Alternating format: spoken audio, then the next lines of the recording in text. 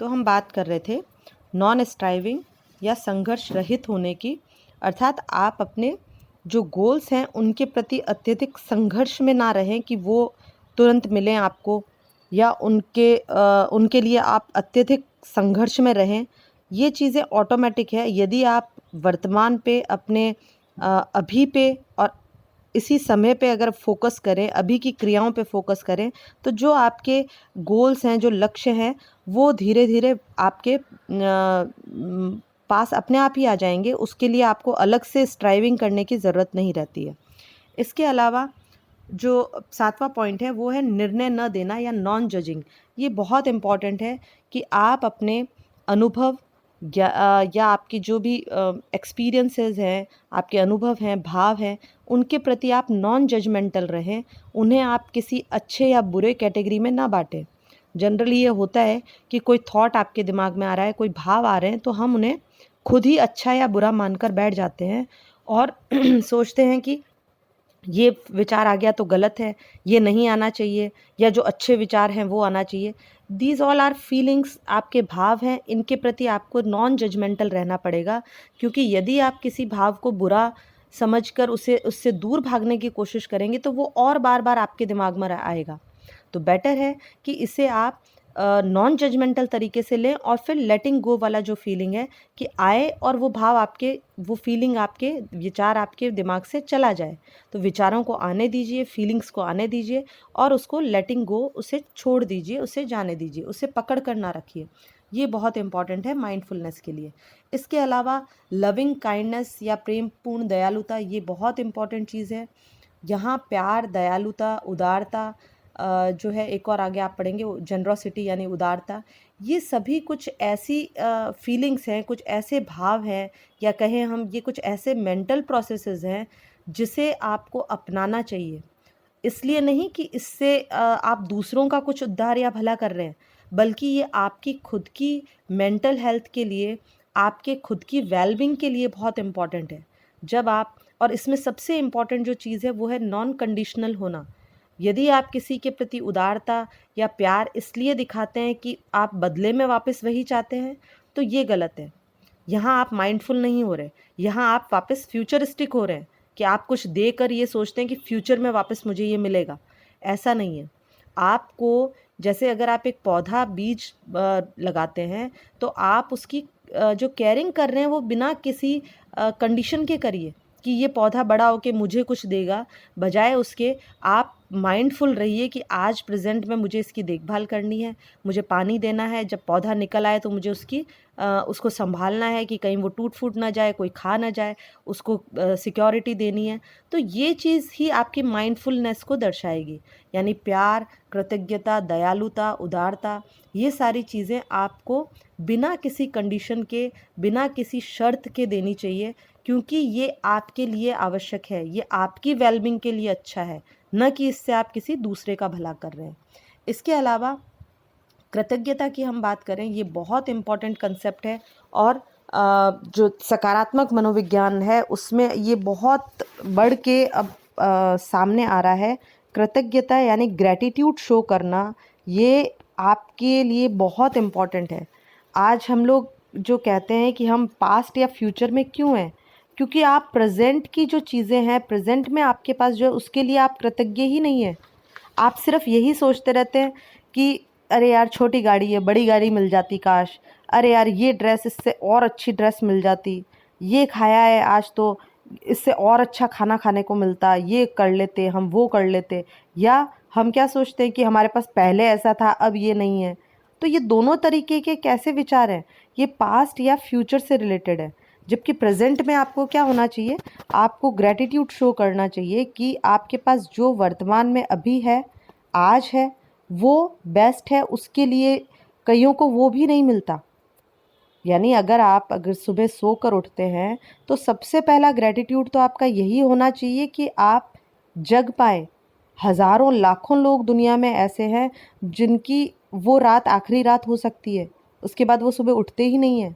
तो यदि आपको एक और दिन मिला है जीवन जीने के लिए, तो सबसे बड़ा ग्रैटिट्यूड तो यही है। उसके बाद यदि आप शारीरिक मानसिक रूप से स्वस्थ हैं, यदि आप हर तरीके से सही हैं, तो इससे बड़ा और क्या हो सकता है? यानी इसके लिए आपको ग्रैटिट्यूड देना चाहिए। और ये ग्रैटिट्यूड किसको? एक कोई ना कोई सुप्रीम पावर, मैं नहीं कहती कोई ईश्वर, भगवान, अल्लाह, जीसस, कोई भी हो सकता है, लेकिन एक सुप्रीम पावर तो है। तो यदि वो सुप्रीम पावर ने आपको कुछ दे रखा है तो उसके लिए आपको ग्रैटिट्यूड शो करना चाहिए। और यही माइंडफुलनेस है। जब आप अपने वर्तमान के लिए किसी को शुक्रिया अदा करेंगे, ग्रैटिट्यूड शो करेंगे, तो वह आप वर्तमान में जिएंगे। अन्यथा आप यही कहते रहेंगे मेरे पास ये नहीं है, ये होता तो कैसा होता, वो नहीं होता तो कैसा होता। तो ये पास्ट और फ्यूचरिस्टिक होने का तरीका है, जो कि माइंडफुलनेस नहीं कहता।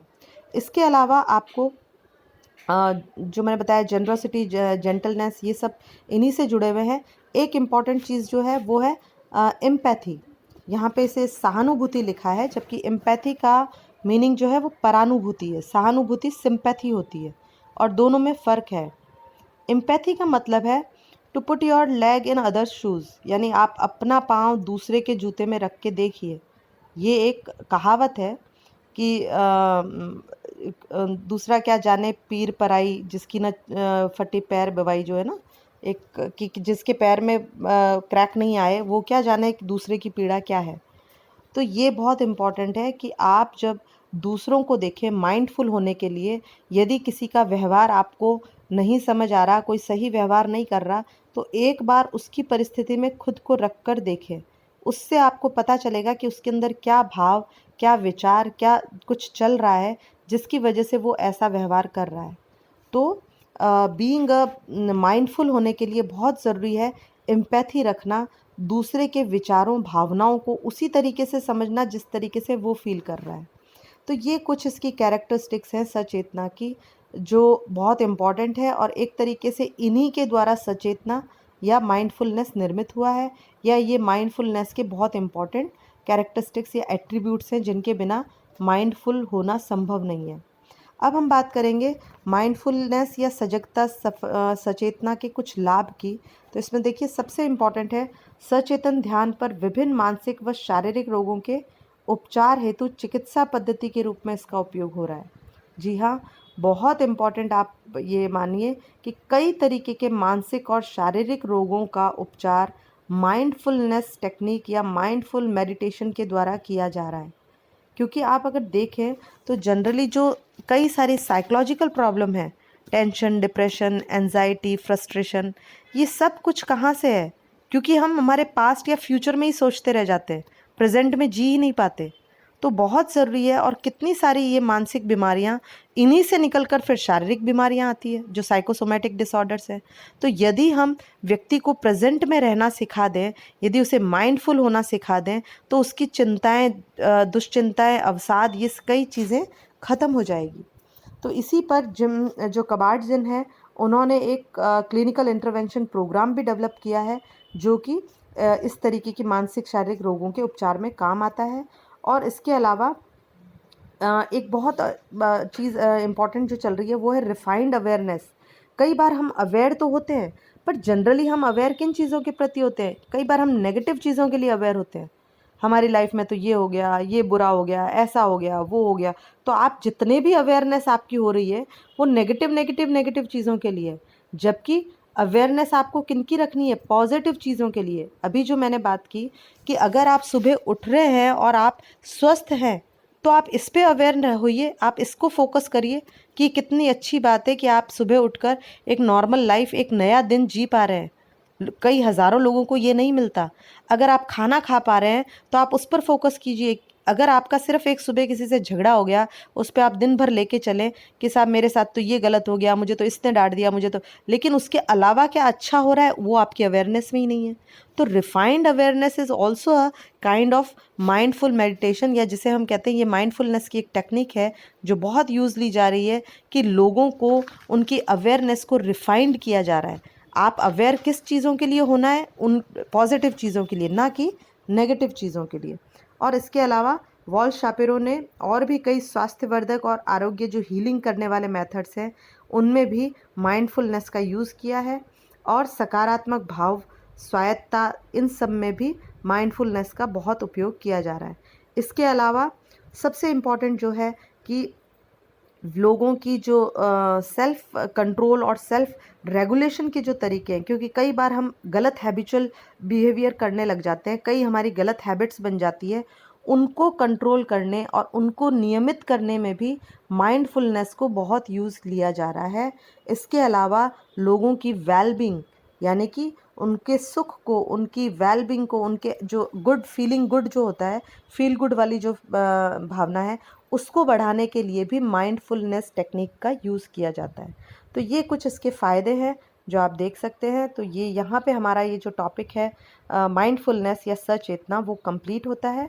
इसके बाद हम नया टॉपिक लेंगे। Thank you.